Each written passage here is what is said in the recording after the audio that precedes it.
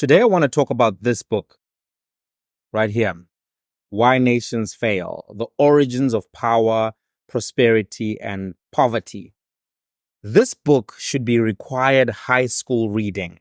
It should be done at grade 8 all the way till grade 12 because it's so important for understanding countries like South Africa, countries like the DRC.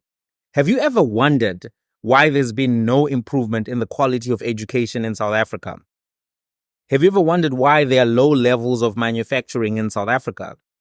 Have you ever wondered why the South African economy is growing slowly? Maybe you've thought about questions like, why does South Africa have the highest levels of inequality in the world? What about the question of why is it so difficult for small businesses to find funding in South Africa, even though the South African banking system is ranked 19th in the world? This book right here was written by two professors, Darren Acemoglu, who is an economics professor at MIT. He's got a PhD from the London School of Economics. It was co-written by Professor James A. Robinson, who's a professor of public policy at the University of Chicago. He's got a PhD from Yale University. These are not Mickey Mouse guys. These are some of the leading economists and public policy scholars in the world. And this book has been verified, validated, awarded, rewarded, coronated as something that everyone should read.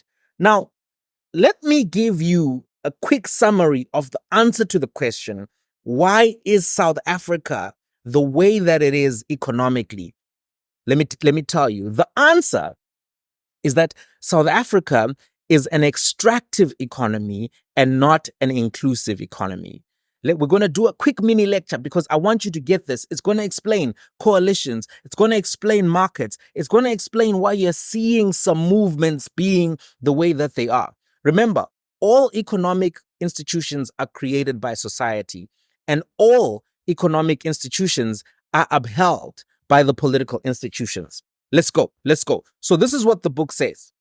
To be inclusive, economic institutions must feature the following: secure private property, an unbiased system of law, the provision of public services that provide a level playing field in which people can exchange and contract. It must permit the entry of new businesses and allow people to choose their careers. One of the challenges around South Africa is that the playing field is not even. If you are born in particular neighborhoods with a particular race, you will have more opportunities than other people from different neighborhoods, from townships, from rural areas of different races. And the data from Stats South Africa corroborates that. So we all know that's true. It's because South Africa is not an inclusive economic institution, even though politicians often speak about we want to be inclusive. Let's go further. What are the features of inclusive economic institutions, right? Inclusive economic institutions require secure property rights. They require economic opportunities, not just for the elite, but for a broad cross-section of society, right? This book is not a socialist book. It's not a socialist book. It's a capitalist book. These gentlemen are capitalist economists, right? They say that secure property rights, the law, public services, and the freedom to contract and exchange all rely on the state, the institution with the coercive capacity to impose order, prevent theft and fraud, and enforce contracts between parties. To function well, society also needs public services like roads and a transport network so that the goods can be transported, a public infrastructure so that economic activity can flourish, and some type of basic regulation to prevent fraud and malfeasance. Though many of the public services can be provided by markets and private citizens, the degree of coordination necessary to do so on a large scale often eludes all but a central authority. The state is that inexorably intertwined with the economic institutions as the enforcer of law and order, private property and contracts, and often as a key provider of public services. Inclusive economic institutions need and therefore use the state. This is what they're talking about. This is what they're saying. They're saying that you cannot actually have privatization of everything. This is what they're saying in the book. You cannot actually have privatization of everything because it doesn't create what you need. Then they go on to say, we call institutions which have the opposite properties extractive economic institutions. Extractive economic institutions are designed to extract incomes and wealth from one subset of society to another subset. South Africa is an extractive economy, right? They go on to say the following, and I want you to get this. You need more than a market to be inclusive. South Africa has markets. There are markets. The markets that we've been saying they want a coalition of the DA and the ANC. But they say that inclusive markets are not just free markets. And they use an example of Barbados in the 17th century, which also had markets. But the markets were not inclusive because these were markets where slaves, right, were in fact one of the economic institutions and where they were systematically coercing the majority of the population and robbing them of their ability to choose their occupations. There was a market, but there was also slavery. So having a market in and of itself is not enough, right? They say that inclusive institutions also pave the way for two other engines of prosperity, which are technology and education. Sustained economic growth is always accompanied by technological improvements that enable people, land, and existing capital to become more productive. Then they go on to say the following: the low level of education of poor countries is caused by economic institutions that fail to create incentives for parents to educate their children and by political institutions that fail to induce the government to build, finance, and support schools and the wishes of parents and children. The price that nations pay for the low education of their population and lack of inclusive markets is high. That's what the book says. If you are wondering, why is there low education in an extractive economy? It's because of this. Now, what role does politics play in all of this? All economic institutions are created by society. Politics is the process by which society chooses the rules that will govern it. Politics surrounds institutions for the simple reason that while inclusive institutions may be good for the economic prosperity of the nation, some people or groups, such as the elites, will be much better off by setting up institutions that are extractive. Do you get what they're saying? They're saying that even though it is better for society to have inclusive economies, it is actually better for the elites that those institutions are not actually inclusive. This is what the book says. When there is conflict over institutions, what happens depends on which group or which people win out in the game of politics. In short, who wins depends on the distribution of political power in society. They're actually trying to say that the outcomes that you see in things like coalition deals and the design of the economy are as a result of contestations of power, which sometimes favor the elites. So then they go on to give a definition of what extractive institutions are. Extractive political institutions concentrate power in the hands of a narrow elite and place few constraints on the exercise of this power. Economic institutions are then often structured by this elite to extract resources from the rest of society. Extractive economic institutions thus naturally accompany extractive political institutions. In fact, they must inherently depend on extractive political institutions for their survival. Do you understand what the book is saying? The synergistic relationship between extractive economic and political institutions introduces a strong feedback loop. Political institutions enable the elites controlling power to choose economic institutions with few constraints or opposing forces. They also enable the elites to structure future political institutions and their evolution. Extractive economic institutions, in turn, enrich the same elites and their economic wealth and power and help them to consolidate their political dominance. That's what is happening here. The implication, right, of course, is that extractive political and economic institutions support each other and tend to persist.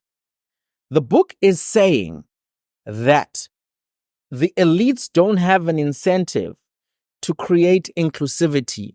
The political elites, the ones who control the institutions of politics. So if you are wondering, why do you seldom see change in extractive countries? This is the reason. And you need to understand this so that you can start trying to think about how do you deal with this kind of a thing. And then they say the following about the contestation between inclusive institutions and extractive institutions.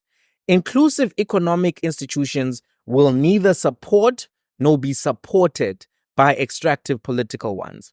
Either they will be transformed into extractive economic institutions to the benefit of the narrow interests that hold power, or the economic dynamism they create will destabilize the extractive political institutions, opening the way for the emergence of inclusive political institutions. Inclusive political institutions also tend to reduce the benefits that the elites can enjoy by ruling over extractive political institutions, since those institutions face competition in the marketplace and they are constrained by the contracts and property rights of the rest of society. Inclusive economic institutions are forged on the foundations laid by inclusive economic political institutions, right? Inclusive economic institutions, in turn, create a more equitable distribution of resources, facilitating the persistence of inclusive political institutions. They're saying these things cannot coexist. They're saying one is better than the other. If you want to see more growth, more education, you need to move towards inclusive. But when the elites benefit from the extractive, that doesn't happen. So why do nations fail? What does the book say? Nations fail when they have extractive economic institutions supported by extractive political institutions that impede and even block economic growth. But this means that the choice of institution that is the politics of institutions, is central to understanding the reasons for the successes and failures of nations. Then they use an example about Mobutu Sese Seko in the DRC, how he created an extractive economy there. And then they pose the question, wouldn't it have been better for Mobutu to set up an inclusive economic institution, one that would allow his people to grow? But they say the following, no, he wouldn't. Dictators don't do that, whether it's DRC or Zimbabwe. Economic institutions that create incentives for economic progress may simultaneously redistribute income and power in such a way that a predatory dictator and others with political power may be worse off. What they're saying is that the reason why you don't see the changes that you want to see is because people who are in elite structures, who are enjoying the status quo, understand that the emergence of competition is not good for them. Then they go and they use a second example in the book about the industrialization in the UK, which was also opposed by the elites. The book says, the elites saw the emergence of new businessmen and merchants and that they would then lose their trading privileges. All in all, they were clear that they would become economic losers from industrialization, that they would lose from urbanization and the emergence of a socially conscious middle and working class that would then challenge their monopoly as landed aristocracies. So with the spread of the Industrial Revolution, the aristocracies weren't just the economic losers. they also risked becoming the political losers and losing their hold on economic power. With their economic and political power under threat, these elites often formed a formidable opposition against industrialization. They didn't succeed in the United Kingdom, but the book points out that they did succeed in other countries to oppose industrialization and slow down the economic progress of their countries. Why did they do that? Not because it was good, not because the markets were all knowing, but because the markets that they were controlling were selfish. The book says one lesson is clear. Powerful groups often stand against economic progress and against the engines of prosperity. The book says economic growth is not just a process of more and better machines and more and better educated people, but also transformative and destabilizing processes associated with creative destruction, adding more people so that they can compete. Growth thus moves forward only if it is not blocked by economic losers who anticipate that their economic privileges will be lost, and by the political losers who fear that their political power will be eroded. The logic of why the powerful would not necessarily want to set up economic institutions that promote economic success extends easily to the choice of political institutions. In absolute regimes or in dominant party states, some elites can wield power to set up institutions, economic institutions they prefer. Would they be interested in changing political institutions to make them more pluralistic? In general, not, since this would only dilute their political power, making it more difficult, maybe impossible, for them to structure economic situations to further their own interests. The only way, the book says, to change these political institutions is to force the elites to create more pluralistic institutions. That's harder than it sounds. So if you were thinking, what the hell is going on with the economy in South Africa? Why is there no growth? Why is there no education? Why is there differentiated healthcare? Can you see that this book, Why Nations Fail, provides that answer, and why I'm saying it's one of the most critical books that you need to read? And that if they taught this in high school, I think we would have a more economically astute population. I'm not advocating for socialism. I'm not a socialist. I'm a capitalist. And I agree with these guys. The South African economy is an oligopoly economy, which is to say, 4 big banks, 4 accounting firms, 4 big law firms, 4. That's mafioso stuff. That is oligopoly. Oligopoly is a market failure. While there is, right, prosperity in those oligopolies, everywhere else there is poverty. There is lack of competition. Why do the banks not give funding to small businesses? The banks rank number 19, but they rank number 96 in funding small to medium enterprises. Why? Because they don't actually want to create competitors for themselves down the road. Why is there such opposition to state-owned banks? It's not because just a state-owned bank will always fail. It's because there is a restriction or a desire to restrict access to funding so that there can be no rivals. The people who pick the winners right now in the market are oligarchs, many of whom are from families which prospered under apartheid, whose businesses were built under the apartheid regime, supported by entities such as the Broederbond. You need to read another book. I'm going to just show it to you quickly. I'm coming back.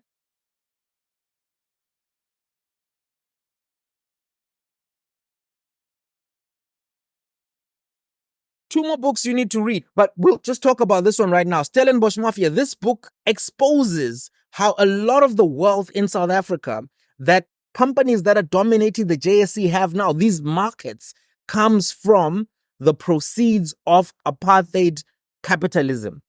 That's it.